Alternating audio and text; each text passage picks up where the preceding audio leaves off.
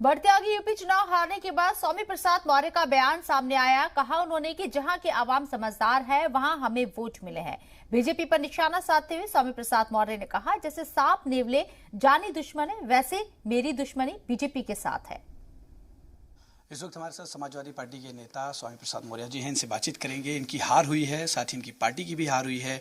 क्या वजह रही है, हम इनसे समझने की कोशिश करेंगे।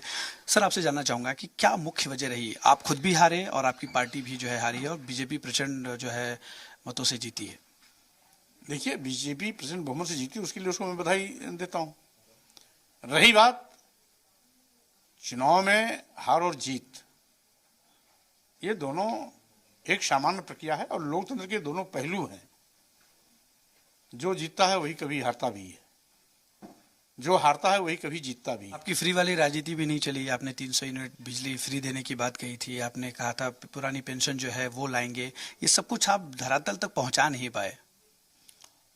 आप यूं कह सकते हैं, क्योंकि अगर मैं अपनी बात को ठीक ढंग से घर घर जन जन तक पहुंचा लिया होता तो शायद परिणाम और भी अप्रत्याशित होते।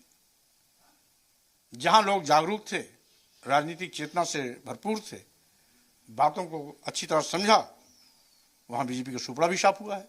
आपने कहा बीजेपी नाग है, आरएसएस जो है सांप है, आप नेवला हैं और आप जो है उन्हें खत्म कर देंगे, लेकिन ऐसा हुआ नहीं। यहाँ पे अगर आप अपने आप को नेवला मानते हैं तो यहाँ पे नेवला ही जो है राजनीति कहीं ना कहीं आपकी जो है खतरे में आ गई।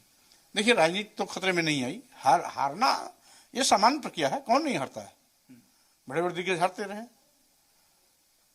बाबा साहब डॉक्टर अंबेडकर चुनाव कभी कभी बिरले जीते हैं।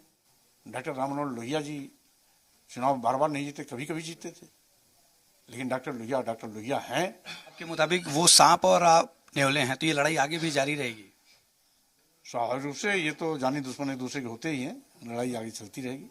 चलिए, बहुत बहुत शुक्रिया बातचीत के लिए।